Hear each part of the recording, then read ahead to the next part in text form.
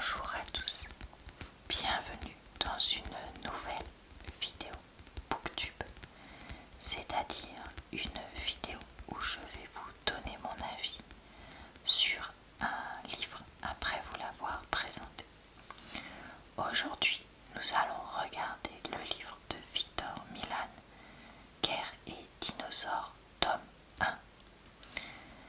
1, que j'avais trouvé dans une boîte à livres il y a plus d'un an et qui à la base appartenait à la médiathèque mais qui avait fini sa vie dans une boîte à livres, puisque quand ils sont rayés comme ça les codes barres, ça veut dire qu'il n'y appartient plus.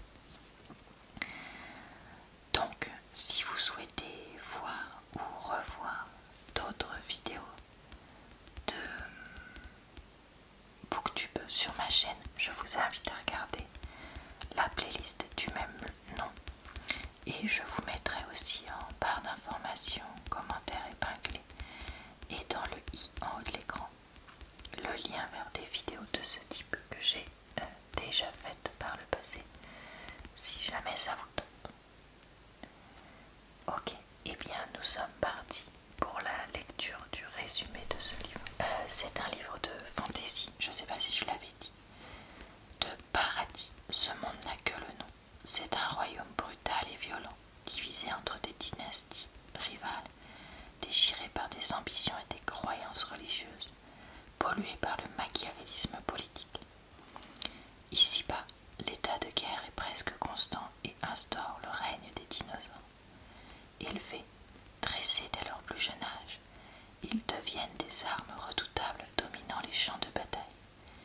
Et c'est lors d'un affrontement épique dont le fracas pourfend la terre et déchire le ciel que l'énigmatique seigneur Karil Bogomirski est défait par traîtriser les éboulements.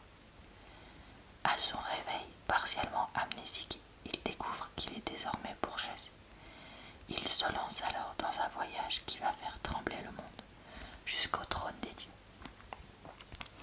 C'est marrant parce que ce résumé se centre uniquement sur Karil, qui n'est pas du tout, et loin de là, le seul personnage de ce roman. Et surtout, il y a plein d'autres personnages qui, en fait, si vous voulez, c'est un roman qui alterne les voix. Et donc, il n'y a pas plus la sienne que les autres. Donc, c'est un résumé assez surprenant. Prologue. Pastoral à part Cimiento. Dragon. Astargide. Famille à laquelle appartiennent les plus grands des reptiles ailés à duvet appelés ptérosaures ou volants. 11 mètres d'envergure, plus de 5 mètres de haut, fait sa proie de dinosaures terrestres plus petits et à l'occasion d'êtres humains. Livre des noms véritables. Empire de Nueva Ropa Francia, duché de Haut-Pays, comté de Providence. Leur bec denté enfoui dans la végétation verte et pourpre, les dinosaures quadrupèdes à peau brune broutaient placidement, ignorant toute la mort qui planait très haut au-dessus d'eux, près des parois blanches des falaises abruptes. Bien qu'allongés sur une grande dalle de calcaire, mains croisées derrière la nuque,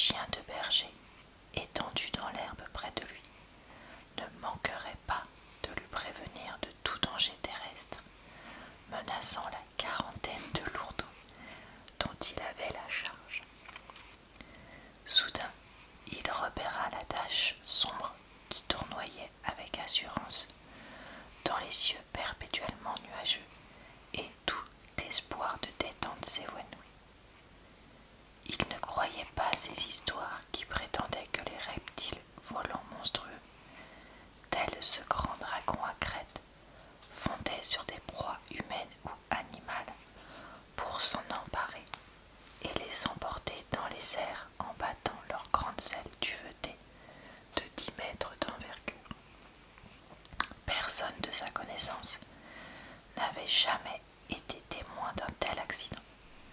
Ce que ces dragons pouvaient faire, c'était se poser et charger leur proie en prenant appui sur leurs courtes pattes arrière et les articulations de leurs ailes. « Je n'ai pas peur, se dit le garçon. C'était presque vrai.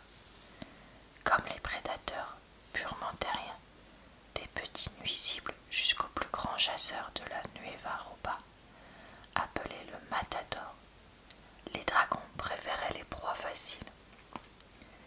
Celui-là n'aimerait pas les projectiles du lance-pierre du jeune homme, ni les jappements et les morsures du chien, bien trop intelligent et trop vif pour se faire transpercer par le bec en forme d'épée.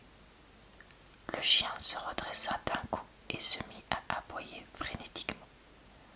Le garçon se rassit et la chair de ses bras nus se hérissa, ce qui signifiait qu'un danger était proche. Il fouilla les parages du regard. Il n'y avait rien sur la prairie parsemée de fleurs sauvages. Elle n'offrait pas suffisamment d'opportunités de se camoufler pour un matador, animal particulièrement furtif. Les falaises blanches se dressaient sur sa droite et, au-delà, les monts boucliers bleus dans le lointain, quelques cimes recouvertes de neige, d'une neige argentée, alors que le printemps venait de débuter.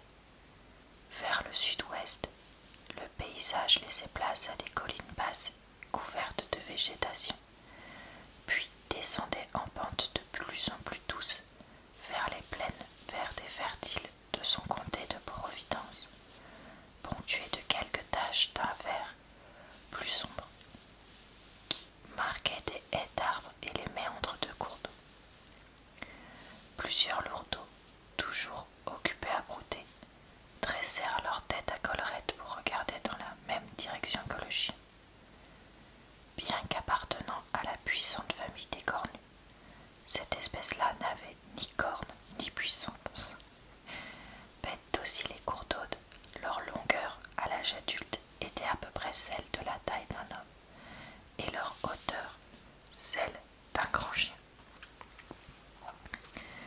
Leur regard était rivé sur la dizaine de dinosaures à plaques dorsales qui venaient d'apparaître sur la prairie, en bas de pente, et dont la silhouette faisait penser à un dé couché.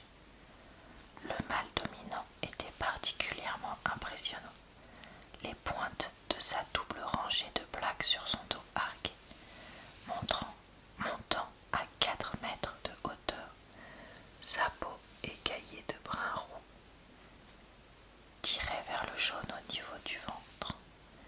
Les pics de sa queue, qui était presque aussi longue que le jeune berger était grand, étaient capables d'éviscérer un roi tyran.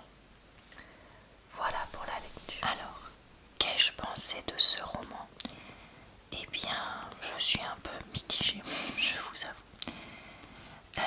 D'un côté, c'était très original de lire un livre dans un monde un peu de chevalier,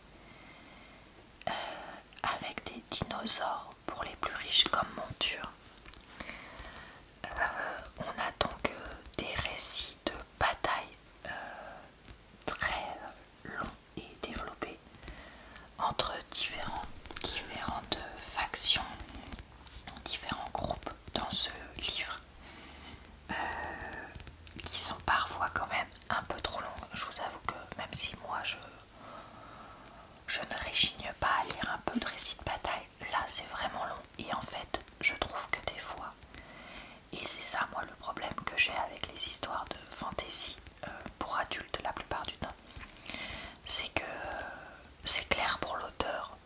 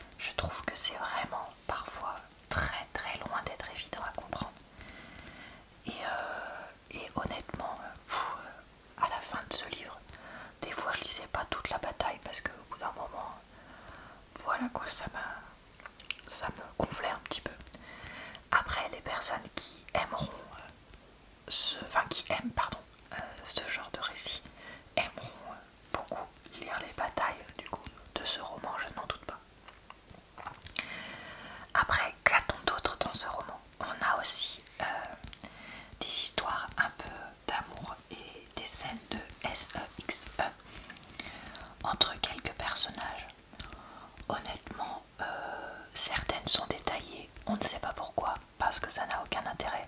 Donc, à part pour donner des billes à des séries HBO, j'ai pas trop compris. Et enfin, on a aussi quand même pas mal d'histoires politiques.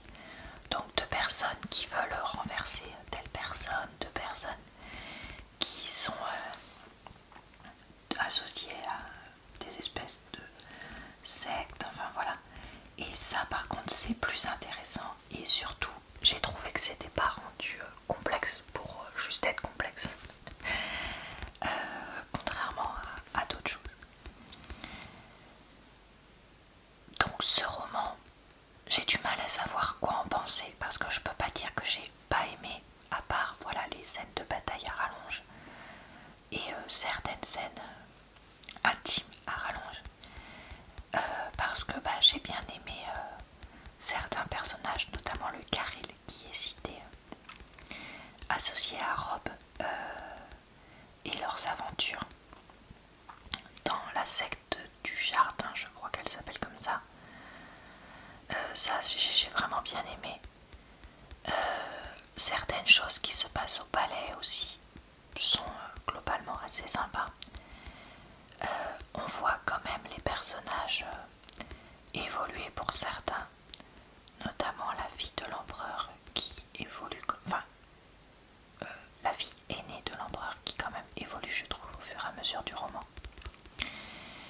Mais en même temps c'est un roman un peu sombre, assez violent et du coup des fois c'est pas forcément vers celui-ci que je me tourne.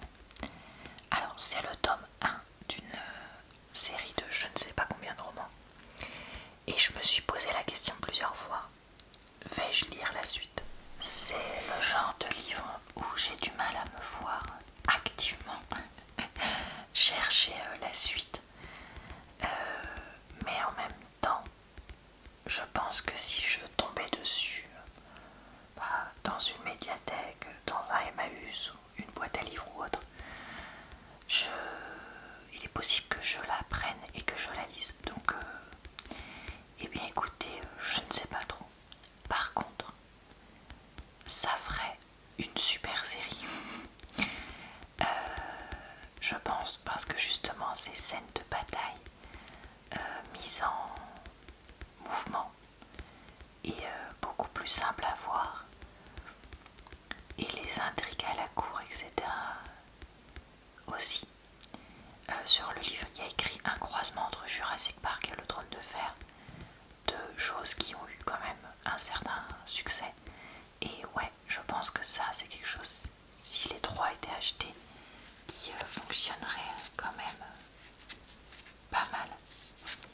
Alors, ce livre date de, on va y arriver, 2016. Donc, a-t-il déjà été acheté? Je ne sais pas. Mais ça, c'est quelque chose à surveiller. Et honnêtement, c'est le genre d'histoire que j'apprécierais peut-être encore plus en série qu'en livre. C'est le cas pour assez peu de romans. Je vous avoue que souvent je suis assez déçue, mais celui-là, je pense que ça pourrait être lui. Donc, à qui est-ce que je recommande ce livre? Déjà aux personnes qui ont le cœur bien accroché, parce que y a des scènes de guerre, d'agression qui sont costauds. Aux personnes qui aiment la fantaisie et qui ont l'habitude de lire les récits de bataille. Si vous-même ou quelqu'un de votre entourage est comme ça, c'est un livre qui est bien écrit et qui est original. Donc dans ce cas-là, je vous le recommanderai. Si ce n'est pas votre cas, eh bien je pense que ce roman n'est pas fait pour vous. Voilà, et bien écoutez, c'est tout pour cette vidéo qui, j'espère, vous a plu. Je vous souhaite une bonne soirée, une bonne nuit ou une bonne journée.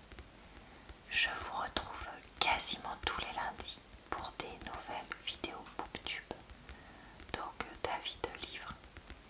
Et sinon tous les jours, sauf le mercredi sur cette chaîne